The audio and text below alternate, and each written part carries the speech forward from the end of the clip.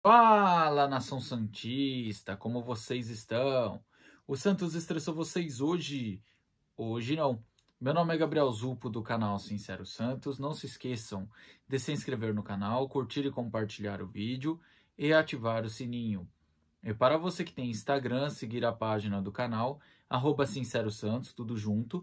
Lembrando que lá tem a parceria com a Bruna Novaes, @SeriaPistola, e também a parceria com a página Torcida Alvinegra. Bom, gente, o tema de hoje é algumas novidades que aconteceram nessa tarde do Santos Futebol Clube. Eu vou começar com a coletiva do Júnior Caissara, que acabou sendo apresentado nessa tarde. O jogador vai usar a camisa de número 80. Então vamos lá. Para falar sobre a coletiva do Júnior Caissara, teve algumas coisas importantes que ele falou que eu gostaria de comentar aqui com vocês. A primeira coisa que eu vou comentar é a emoção que o jogador ficou. Nas primeiras perguntas, o jogador ficou bem emocionado, ele não conseguiu se conter, começou a chorar, e ele também explicou que a questão dessa emoção que é um sonho dele, não só dele, como também da família, por ser uma pessoa que viveu na cidade, ficou muito tempo fora. Inclusive, um dado curioso que o Wagner de Frederico trouxe na coletiva, o Júnior Caissara já jogou contra o Santos, lá em 2009 pelo CSA, quando o Santos foi eliminado na Copa do Brasil naquele jogo, pela equipe alagoana. Então, assim, eu acho que juntou toda essa identificação com a cidade e com o clube, mais a espera dessa oportunidade. Então, acho bem legal o jogador demonstrar esse carinho todo. Tomara que em campo também corresponda tecnicamente. Outra coisa interessante que ele falou foi a questão dos 7 meses sem atuar, sem ficar em algum clube empregado, que aconteceu. Ele disse que ele teve uma lesão lá na Turquia, no Başakşehir.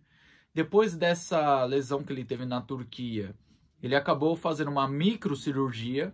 Ele acabou treinando na Portuguesa Santista, também disse o nome de uma equipe que fez os treinamentos com ele, que agora me fugiu o nome.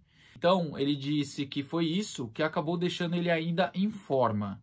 Em questão também, entrando nessa parte da condição física do jogador, também foi perguntado para ele sobre a euforia de jogar com a camisa do Santos, porque tinha especulação que ele fosse jogar contra o Atlético Mineiro e ele acabou nem sendo relacionado. A questão que ele fala que ele se sente apto, inclusive diz que está pronto para o próximo jogo contra o América, só que ele disse que foi uma opção do Aguirre, porque assim, ele diz que como atleta, ele se sente preparado. Atleta geralmente vai virar e falar que está preparado para treinador, para a imprensa, para os torcedores, mas quem tem que ver isso é a comissão técnica. E o Aguirre vetou porque viu que apenas uma semana de treino com o elenco não deixaria o jogador apto para pegar o Atlético Mineiro na Arena MRV. Então o Aguirre decidiu ainda preservar o jogador. E também elogiou o Aguirre, que disse que segurou um pouco essa ansiedade do jogador. E as outras duas coisas mais interessantes que eu vi na coletiva, se não me engano, foi o Giovanni do Varanda Futebol Debate, que perguntou para ele se ele se vê ser um lateral mais ofensivo ou defensivo.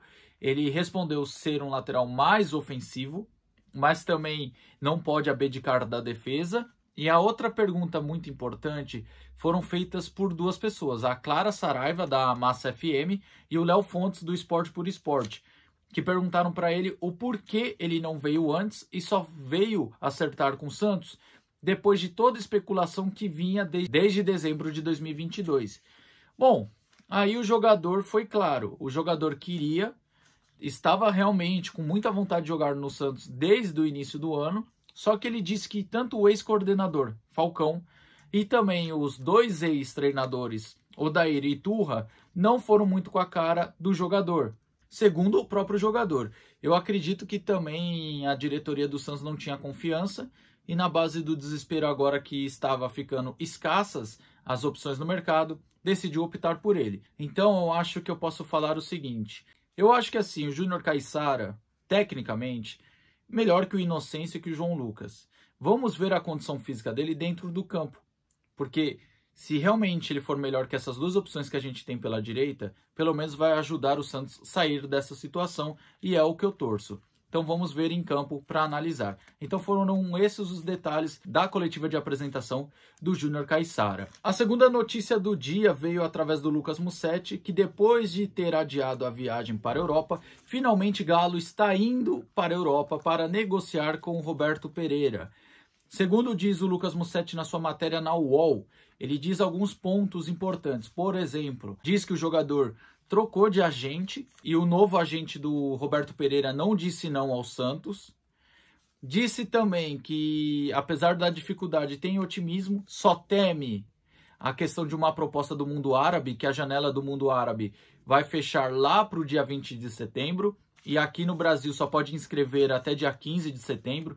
Então, se vier uma proposta árabe que andou sondando o jogador, provavelmente o jogador não deve vir para o Santos. E a última coisa que já foi dita em uma matéria semana passada, que o Galo poderia procurar outro nome na Europa, se caso aparecesse alguma oportunidade.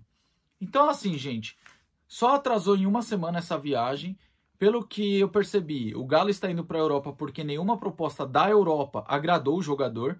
O Galo está indo com otimismo, mas ao mesmo tempo teme alguma proposta do mundo árabe. Repito o que eu falei do Pereira várias vezes aqui. É um ótimo jogador, eu acho que faria a diferença. Eu assisti bastante o jogador, por isso que eu acho que o jogador mudaria o Santos de patamar. Só que, ao mesmo tempo, o jogador está se colocando no status de Maradona. Lógico que a gente vai esperar para ver a versão do jogador. O porquê não fechou com o Santos antes, o porquê dessa novela. Diz que a família e ele próprio querem ficar na Europa. Mas, enfim, o Galo está indo dar a última cartada. Eu acho que o jogador realmente mudaria o patamar técnico do Santos, mas o Santos não pode ficar se arrastando por qualquer jogador, ficar se humilhando por qualquer jogador. O Santos é o maior clube do mundo. Então, se o jogador não quer vir, ficar com chá de sumiço, chá de cadeira, então é melhor cortar as conversas. Eu penso dessa maneira. Mas se o Galo for lá e conseguir convencer o Roberto Pereira, acho que será um baita reforço. Só vai vir com um pouco mais de pressão por causa de toda essa novela. Eu vejo dessa maneira. E a última coisa que eu gostaria de falar aqui, que o Santos anunciou o Maximiliano Silveira, uruguaio de 25 anos. Pelo que o Ademir Quintino apurou, salário e bônus através de produtividade, que é questão de gols, assistências e minutos em campo. E o contrato vai até dezembro desse ano. Se caso o jogador for bem, corresponder, pode ser renovado. Bom, para falar dessa contratação do Santos, eu vou deixar a minha opinião idêntica ao vídeo de manhã. Não acho que é um jogador que vá mudar o patamar do Santos. Pelo que eu vi, foi artilheiro no Uruguai e no México foi mal. Inclusive eu citei uma coisa bem curiosa, que o New Old Boys chegou a contratar o jogador e ele não jogou por lá. Já no México, ele teve a média de 52 minutos em campo. Se eu não me engano, na última temporada pelo Necaxa foi coisa de 17 jogos e um gol. Então é uma média muito ruim que me deixa com o pé atrás. O que me deixa esperançoso, que pode dar certo, é a aprovação do Aguirre e do Alexandre Galo e ele ter sido artilheiro no Uruguai. Prova que o jogador deve ter algo de bom.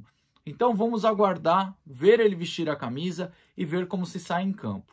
Mas repito, é uma aposta. A princípio eu não gostei do jogador, mas tomara que jogue muito com a camisa do Santos e tenha muito sucesso aqui. Para quem não assistiu o vídeo de manhã, vou passar alguns números e o currículo do jogador. São 71 jogos, 22 gols. O jogador joga de ponta direita, ponta esquerda e centroavante. Começou sua carreira no Cerrito, do Uruguai, onde foi destaque, que fez 30 jogos em uma temporada e 21 gols. Depois foi para o New Old Boys, onde nem jogou. E depois para o México, no Juárez e no Necaxa. Em questão de pontos positivos e negativos sobre a qualidade técnica do jogador, positivo, pelo que eu vi, é um jogador rápido e um jogador aguerrido, um jogador que tem muita vontade, que se entrega em campo. E lado negativo é a finalização do jogador, que é bem limitada, e é um jogador indisciplinado, comete muitas faltas, tá certo? Então, para concluir sobre o Maximiliano Silveira, é uma aposta. Não dá para cravar se ele é ruim ou se ele é bom. Se for pelos números do Uruguai, é craque. Se for pelos números do México, ele é bagre. Então vamos aguardar e torcer para que dê certo. O vídeo de hoje é esse aí. Tamo junto, até a próxima e sempre Santos.